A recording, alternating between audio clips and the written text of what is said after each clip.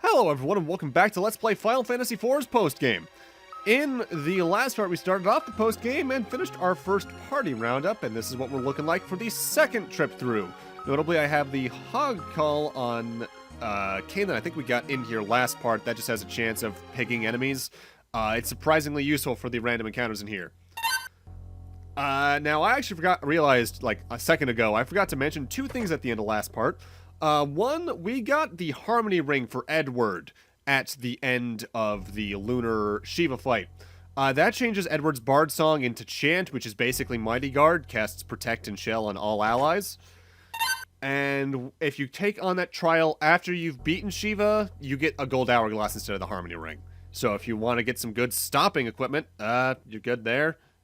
And her Lunar Shiva book just does quad 9 ice elemental damage to everything, which... yeah, most of the Lunar books, not too useful. I'd say the only ones that are super useful are those that inflict status ailments, and even then, those are only really useful on the final super boss. Are they single use? Or... yes. Okay. You're not forever screwed out of them if you use them, though. You just need to go and re-fight the Lunar Eidolon in question. It's just that more often than not, that's never going to be worth it because you have to go through the entire trial again to do such a thing. Either way, first new enemy is an oldie. Alron, 2,315 HP, 2,744 experience points, 598 gil, weak to ice, and throw elemental items. Spider Silks, Gaia Drums, and Sirens are drops. You're meant to encounter those things near the Sylph Cave. Whoops. Missed them back when. By and large, that battle speed is what most of the battles in here end up being, in my experience. Just super, you're dead, you're dead, you're dead. Yeah. Made editing this place a real easy thing, though, because I realized I basically had no new fights to do.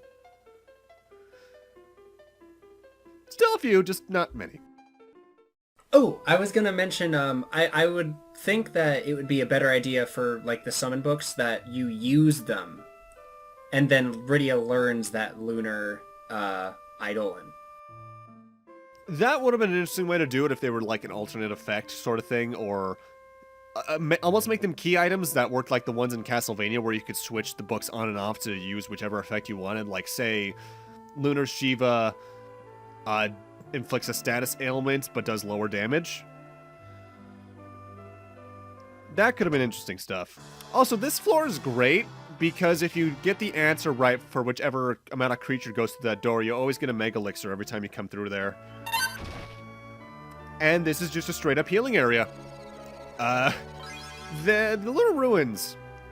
I say you're good in your mid to late 60s, and that's also because there are plenty of opportunities throughout it that you can get good restoration points. Be it Mega Elixirs that drop from certain chests that are guaranteed, floors that just have straight-up no enemies like this one. I'll rant about this one in a moment. Or the towns and healing pools. This floor sucks, though, because I'm pausing here because I'm writing down these numbers. Every time you come to this floor, that number set changes, and you need to find the switches around here and press them in the right order. It's a time sink, and yeah, after the 5th time I had to do this, I was pretty tired of it. Ugh. Are they in a random place, too? No, the switches are always in the same place. Like, I think 9 is towards the bottom left, or the center bottom. They're almost in numerical order. Like, top left is 1, all the way towards the right is 4. But there are some that are like, why are you here? God, wouldn't that... I'm just... We should be thankful that the tiles aren't randomized. That would be way worse. Yeah. It makes me wonder. I'm assuming there's Lunar Ruins speedruns of 4. This is probably the least favorite floor to get on that. I fact, don't you know what? I'm actually have any idea. I'm not seeing on the speedrun boards any PSP post-game stuff, or even any post-game stuff, period. Either a miscellaneous or a meme category. Yeah, all I'm seeing in MISC is outdated stuff, by and large. Also, I left the Lunar Ruins right there so I can come and get this particular floor, as it has a pretty important item for me in this chest right here. This is the white dress I mentioned the last part, which is, by and large, Rosa's best armor in the game. Barring the adamant armor. Barring the adamant armor. Yeah, because adamant armor is ridiculous. I think if we saw that correctly, it was double the defense of the white dress? Double the defense, and it also is plus 10 or 15 to each stat. Yep. Bomb Kings. We have 11,100 HP, 40,000 experience points, 32,000 gil, absorbs fire, but has no actual elemental weaknesses. Drop fragments, cranks, cores, and the summon. Bomb. Mm-hmm. Also, maybe it's just me, but I think something that could have made at least this area feel more interesting as a whole, give it its own theme. By and large, the music is either just ripped right out of the main game, like, hey, you're in a town area, here's one of the town themes. You're in a cave, here's the cave theme. You're in a waterfall thing, have nothing but environmental brown noise. Or is this technically white noise? I forget what the difference between those is. The brown noise is, I guess that's what the brown note is. I'm not sure if brown noise actually is what I think it is, but white noise is just background noise. Is just kind of background noise, and I actually really like that. Gotcha. Yeah, I find that stuff relaxing. I sometimes listen to like those videos you can find of just like an oscillating fan on YouTube while I'm working, just to help focus. But now it's time for Rydia's trial, which in terms of mechanics is one of the more interesting. Rydia gets reverted to her child form during it, so she gets all her white magic back. You don't lose out on any black magic, but what you do lose out on is, as we're seeing right here, 4 of her summons just got yanked out of her. In particular, it's Ifrit, Titan, Shiva, and Rama. Additionally, I believe while she's in young Rydia form, if you use Bahamut, there's a chance it'll just straight up fail. Huh. Yeah, she does not get much white magic. So our goal here, is get them all back. Because of this, we actually get to have some boss fights against the 4 of them, and gee, I wonder who I'm going after first, based off the fact I'm... Actually, wait, no, I'm just putting Float on as a precautionary thing. We'll get to Titan eventually, but I think I'm going after Ifrit first. Ifrit goes first. Ifrit burns. I can kill it. I was gonna make an icy hot joke, but Ifrit, 70k HP, 50,000 experience points, 45,000 gil. Absorbs fire, of course, weak to ice. Base strategy is the same thing we're going to be doing for all 4 of these boss fights, which is slow them down with the Spider Silk. Edge, Kane, and Cecil will attack. Berserk and hasten them if you feel like it. Rydia will use the elemental weakness of choice if there is one. Otherwise, she'll use Flare or Meteor. And then, Rosa heals. It's pretty box standard. I kind of forgot that Rydia is more like a red mage when she's young. Because man, I feel like it would have been a lot more interesting if she didn't have her black magic and she had just the white magic and the summons. Yeah. Here's one thing I'm kind of surprised about this game looking back. Outside of Tella, the game doesn't really have a red mage. Fusoya. Yeah, oh, that's true. That's true for Soya. I guess Golbez too. I'll be real. I sometimes forget Fusoya as a playable character in the game, period, because you only have him for at most like an hour. Yeah. With my general playtime. Unless you like using clockwork dragons as grinding strategies. Yep. Out of the 4 Eidolons we're going to be refighting here, this is the only one I'm showing at normal speed, as the strategy is unchanged, so I just speed up the other 3. And play the glorious boss theme over it, because why the hell wouldn't I? And every time you defeat an Eidolon, you do get them back into your spell slot, so now I can use Ifrit, yay, cool. So we have 2 new enemies here. We have them first off is the Mist Summoner, 15,920 HP, 25,000 experience points, 25,000 gil, no elemental weaknesses, but they take 4 times damage from silence-related weapons.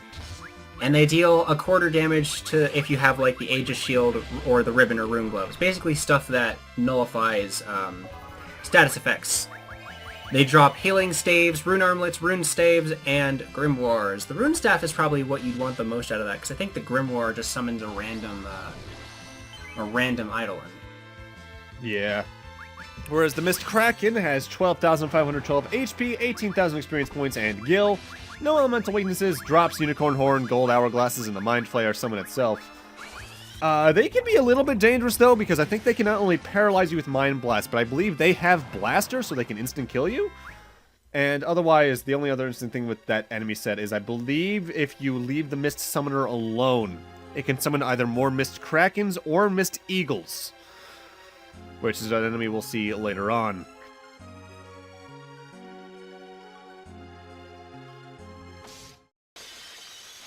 Alright, is this big boy? Yeah, this is Big Titan.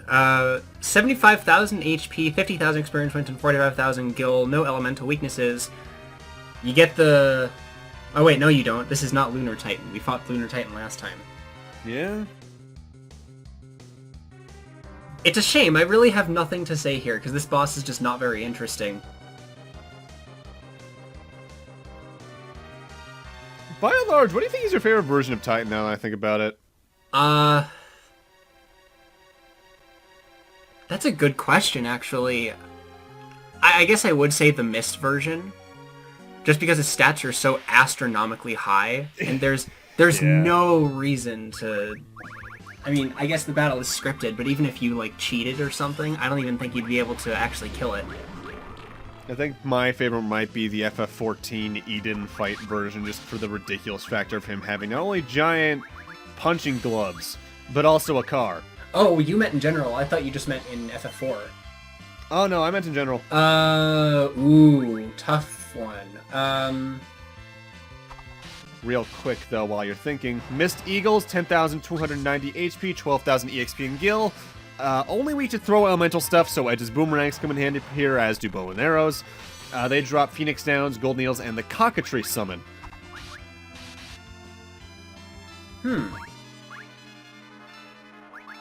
I use Titan a lot in Final Fantasy IV. Especially when Rydia, like, doesn't have much of her other, summons to start with. Titan's usually my main damage dealer, unless they're floating, and then I'd probably use Ifrit. It's always weird thinking about my favorite version of a given summon. Like, my favorite version of my favorite summon, which is Alexander. Outside of the 14 version for the ridiculousness of fighting Alexander Prime within Alexander, who summons Alexander to Alexander you, might be the FF8 version?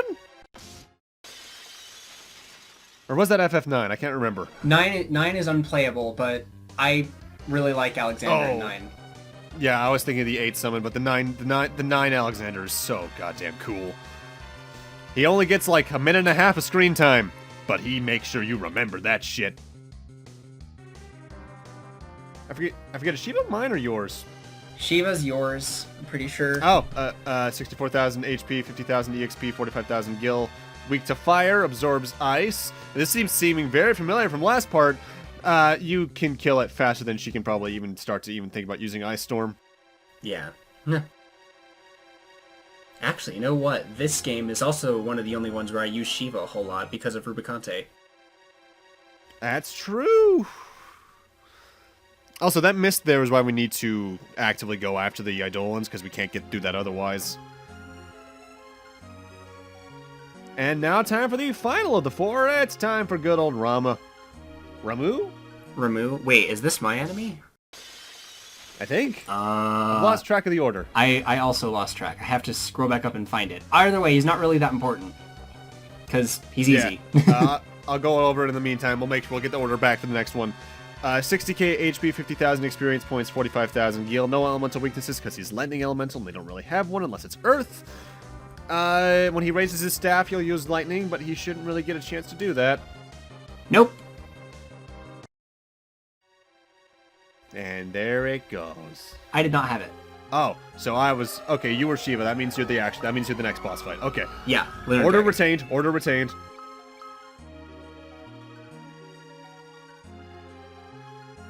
Okay, so fittingly enough, the Lunar Eidolon we're going to be fighting for Rydia is the lunar version of her mother's dragon, Dark. Hey, I mean, symbolic enough. 105,000 HP, 65,000 experience points, 65,000 gil. No elemental weaknesses, but it does absorb holy. And it also has the old mechanic we saw all the way back in part 1, where occasionally it'll split itself up into mist, and if you attack that mist, it does its super freezing mist attack, which will do a lot more damage here, I think. Or wait, no. I think it just does low damage at this point, because I think it's the same attack. Either way, the biggest annoyance is here. It can cast slow on you, so prepare haste because of that. I think it can heal itself. For quad 9s using restore. Ugh. And it'll often, when you're slowed, try to use sleeping gas and poison gas on you. Oh! Yeah, the wiki says Rydia's Bahamut summon may fail if used during this trial. Yeah, it's an interesting nostalgia trip of a boss, but the strategy is relatively unchanged from some of the other ones. My recommendation is to bring Edge in here and have the Masamune on him, because I forget if we talked about this back when.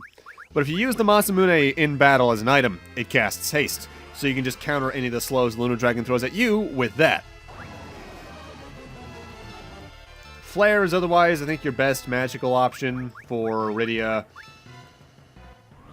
And yeah, we actually get one of the more unique items for clearing this particular trial. Not only do we get the Lunar Mist Eidolon book, which deals quad 9 to all enemies, blah blah blah. We get the Mist Ring for Rydia, which is a bit odd in that it doesn't actively change any of your commands. It adds a secondary effect to one of her summons. Namely, if you use the Mist Dragon, it'll also cast Blink to the entire party. Which, in concept, could be useful, but not really. No.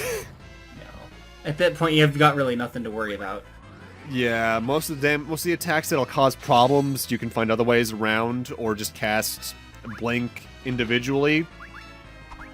Something interesting that I noticed about how haste and slow work, I don't know if this is the case with other games, I should experiment with 9. I think it is also the case in 7. But I was noting that when Kain was hit with slow when he was already in haste, he went immediately from haste to slow status. But when you used haste on him using the Masamune, it actually just negated the slow. Yeah, they're really inconsistent with that. It didn't put him back into haste, so it's, I guess, slightly cocked in the enemy's favor in that regard, but it doesn't really matter all that much. I think in some games it does work on like a plus-minus scale, where it's like haste +1, +2, or if you get slowed, -1, -2. But you can get returned back to a base 0 in some of the games from memory. Yeah. Bottom line, they're picky. Yeah, they're very finicky. And now we got the main Rydia back. I think a more interesting thing for the Mist Ring to do would have been maybe a way to return her back to Child Rydia at your choice. So you could just have her as Kid Rydia in case you wanted like a secondary healer for whatever reason that maybe would increase her spirit at the cost of some of her intellect.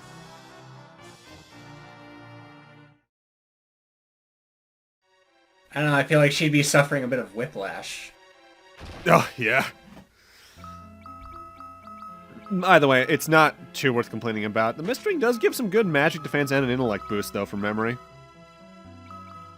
Intellect is what I care about for magic characters, so yeah, if it's a boost, I'd probably keep that on. Going back to Final Fantasy 1 recently for me, because that's what I've been playing recently on Twitch, I forgot that at least the PSP version only has an intellect stat. It doesn't really have a spirit stat yet. I think that was a 3 invention. I actually just recently learned about how spirit works in Final Fantasy VII. Is that spirit is what actually affects not only your magic damage, but also your magic defense, because your magic defense doesn't do anything in at least PS1 version. Especially when it's on armor. Magic defense on armor does nothing for your stats. That's why the Mist Style is such a good piece. Yes, I don't remember if it's the case in the Steam version though. It might have been something they fixed. Yeah, they did fix magic defense bug for the PC version. That's one of the things they really did fix, and I'm thankful, but also my Mist Style is nowhere near as important then. I don't even think I ended up getting a Mist Style. Damn. Either way, Elite Trooper, 10,633 HP, 38,000 gil, 28,000 EXP. Wait, no, scratch those last two values, reverse them. No elemental weaknesses. I think when they're alone, they tend to cast Protect and Shell on themselves, but that doesn't really do much for their survivability. They can drop X Potions, Firma Shurikens, Minerva's Bustiers, and Golden Apples. And that's it. They technically have one more drop, but that only ever happens in Edge's trial later on. Oh boy. Those things remind me of Moon Maidens. I want Artemis Bow, and they don't give it to me. Bows and arrows in this game. And that's one thing I'll give the DS version. I like what they did to bows and arrows in that one, where you only needed one of an arrow and it was infinite ammo. Yeah. Made inventory management easier. Is the Chaos Knight. 21,019 HP, 50,000 experience points, 42,000 gil, no elemental weaknesses, can drop remedies, cottages, and the Assassin's Dagger, which we mentioned last time is a weapon for Palom, if I recall correctly. Mm-hmm. It will always use Tornado as its first attack of the battle, followed by a physical attack, then the spell Death. So it does have a set attack pattern, but it does hit like a truck. Yep. Unfortunately, for it, so do we. With that said, it's one of the few enemies that can survive more than one or two attacks in here, so you know what? Credit to you, Chaos Knight. You're a real one. Honestly, I feel if more of the enemies were at least on that tier, this place would be a lot more interesting. I feel what holds back this area the most, though, is the HP of its enemies. Because most of them are lower than 20,000, which is higher than most boss fights in the early game, obviously. But by and large, just doesn't sustain anything with the attack stats you can have at this point. That's how I feel about 9, honestly. I wish 9 was more difficult, barring Ozma, but, like, even the Grand Dragon, the only reason you die to it is because you fight it too early. Mm-hmm.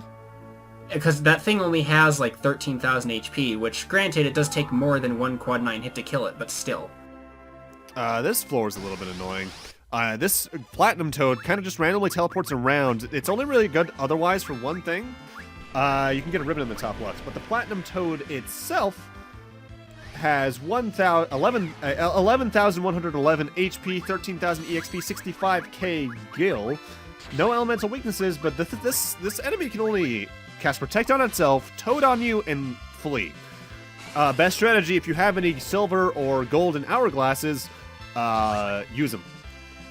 In fact, you're going to want not only some of those, you're going to want, for stuff that's coming up, some lunar curtains in your inventory. Speaking of which, I forgot to mention, when you go back to Rydia's trial after, getting the Mist Ring, you get Soma drops. And I should note now, I actually forgot to mention this last part, trials only reopen after you've used their respective summon book. Oh. Interesting. Okay, this floor sucks. So how do y'all feel about Sabrina's gym from Pokemon? I hate it. Not good? Okay. Now imagine if it was semi-random. The teleports here, almost seemingly, not even like per visit, per teleport, seem to change where you get warped to. And this is bad for a couple reasons. A, it makes actually traversing it hard. But in the case there are treasure chests, which there are, it's hard to get to the right teleports to get to them, especially the one in the top left of the area, as that's how you get one of Edge's best katanas, the Sasuke's katana. And yeah, this floor just is bad. Yeah. I can't really think of many other things like that are in Final Fantasy games. like random teleports, and it's luck-based where you get the item that you're looking for and whatnot. Mm-hmm. I guess, no, not even that area. Yeah, there's not many of those. I guess the Devil's Road is in After Years is pretty annoying, but it's not random. The optional Castle Ordeals in FF1 was the closest thing we had to that before this, really. Either way, welcome to Cecil's Trial, which in terms of implementation is probably one of the more interesting. You get, I believe, a set of 5 or 6 individual mini trials that you need to play as a paladin. For instance, this pig is being picked on. You can go up there and save the pig, giving you a paladin point, so to speak, or just leave, not giving you any. Every trial has a pass and fail state, and depending on the amount of the 5 you're randomly given, you pass, you get a better and better item before the actual boss fight here. As for which trials we have, I forget which ones we get here, so I'm just going to go through them all here. This one, talk to everyone, then the pig to pass, just leave to fail. There's one where you're in a dark cave and there's a goblin in a battle to the north. Do nothing in that battle to pass. To fail, kill the goblin. Another one, there's an old man in red in castle walls near you talking about his lost golden apple. Go north and find the golden apple and give it to him to pass, or take it and leave to fail. Another one, you're outside of a castle near a desert, basically Damsian. Go east to have a soldier ask for your help, and then head south to fight, I think, 3 or 4 armor fiend enemies. Once all 3 are defeated, you can just leave and you pass. To do the wrong thing, just straight up leave. Another one, you're in an old guy's house, and he'll be like, "Hey, sonny, you want to hear my story?" In which case, he'll kind of just fall asleep after telling his story. To pass, just leave after he tells his story. To do the wrong thing, open the chest in the area, then leave. The next one, you're in some city walls near a pond. I think we get this one in a few moments, actually. There's someone drowning in said pond. Rush in there and rescue them to pass. Ignore them to fail. One, you're in a shop with a vase, which when you examine it, will break. An old guy will come in being like, "Who broke my shit?" To pass, admit your fault in it, and he'll forgive you, allowing you to leave. To do the wrong thing, lie, and then leave. The next one, there's a shop with a burglar. You talk to him, and you'll be like, "Hey, keep it on the down low, guy. I'm trying to steal shit here." Choose no to fight him, which I think this is the only place you can get his bestiary entry. Then leave to pass. To do the wrong thing, keep quiet to him, and leave. The next one, you're on a mountain, and a guy will put a mega elixir on a grave. To pass, don't take it, just leave. To fail it, pick up said mega elixir and leave. The next 2 are some of the more interesting ones. You're at a castle or inside a castle with a guard that you can talk to. He'll be like, "Hey, I gotta go do something real quick. Can you stand guard for a moment?" You just, in both instances, have to stay there until he comes back. It takes like a minute each. And the one where you're outside the castle in particular likes to try and troll you, where you'll see like a guy being chased by a bomb or some hot babes walking past, bruh. But no, you're just supposed to stay there, not move to pass, move or leave to fail, or investigate the treasure in the one case. And then finally is this one. We're inside this building near this chocobo ranch. This lady's chocobos have all escaped. We need to go catch them all to pass, or just straight up leave to fail. Your rewards for all of this, if you do the right thing never, you get some scrap metal. If you do the right thing once, you get a dark sword, one of Cecil's old weapons. Do the right thing twice, you get his shadow blade. 3 times the Excalibur. 4 times the index finger, which is one of the better weapons in that set, I suppose. But for doing them right all 5 times, you get Cecil's best weapon, which we'll go over in a few moments. In terms of what you can do, it's one of the more interesting trials. But it's, nah. It seems like it has a lot of replayability, which is nice. Yeah. Alright, index finger. Okay, actually, no, the index finger is pretty good. That is a sword that does extra damage towards flan-type enemies. But for doing it all right 5 times in a row, you get the Lightbringer, which is not only a more powerful sword than the Ragnarok for Cecil, but it also has a chance after you physically attack of casting Holy to basically, in a way, break the damage limit. The only problem with that is if an enemy has auto reflect up or absorbs Holy, you're still going to want to keep around either the Ragnarok or the Hog Call to do damage. Alright, this is Lunar Odin. You might have... This is reminiscent of the old king, I believe. 95,000 HP, 65,000 experience points, and Gil, no element... weak to lightning, can't read. He has haste, Holy, and Zentetskin. Zentetskin is what you have to worry about because I'm pretty sure it deals like 5,000 to the whole group, or something like that. About. At my level, it can still be near lethal, especially for Rydia. Yeah, your white mages...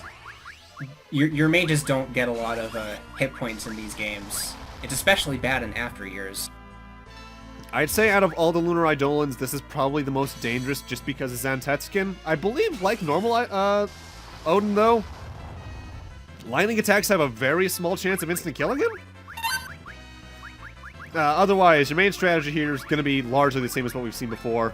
Cast slow, then follow up with lightning or holy, and just try to kill him before he uses this big boom attack. Oh, that's a Rydia down! Even with Protect on. Ugh. Yeah, this fight doesn't mess around. With that said, for beating him, we're going to get the Lunar Eidolon book, which surprisingly doesn't cast Zantetsuken, it just does quad 9 to all enemies. It's not even like Gravity Elemental, which is kind of bland. And for beating this trial after the fact, you can get Lunar Curtains in the place of the Lightbringer. This is one of the few trials you actually get your reward before the Lunar Eidolon. Which, you know, I guess that's kind of cool. Yeah, that's nice. I actually really like Odin's design in 4, especially in the PSP version. If this isn't my favorite Odin design, it's probably the one from Crisis Core. Because I really like the way it looked there. I was actually also, now I think about it, kind of partial to the one in 13 for as many problems as that game had. It had some really cool character designs in it.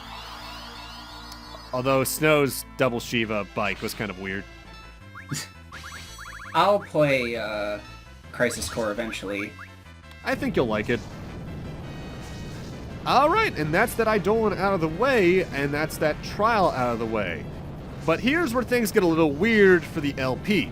As I mentioned the last parts, this is one of our later takes at this video, these videos rather. In the initial recordings, time and life stuff just got in the way of our actual recordings, so Kenny had to drop out of the later videos all the way through the interlude. So for part 3 on, I'm going to be joined by our mutual friend, Anthem of the World, a Pokemon Mystery Dungeon speedrunner and fellow Final Fantasy XIV player. And he's completely blind in that, so look forward to that. Otherwise, I guess I might as well say thank you for joining me for the post-game here, Kenny. I'll see you when we do Cursed Final Fantasy V. Actually, that game is really good. So, I'll see you in Final Fantasy V. Otherwise, thank you guys for watching. I almost said have a great night, take care. This isn't the ending. And I guess I'll see you guys next time. See you guys then. Oh, I get it. It's because he's not going to be there.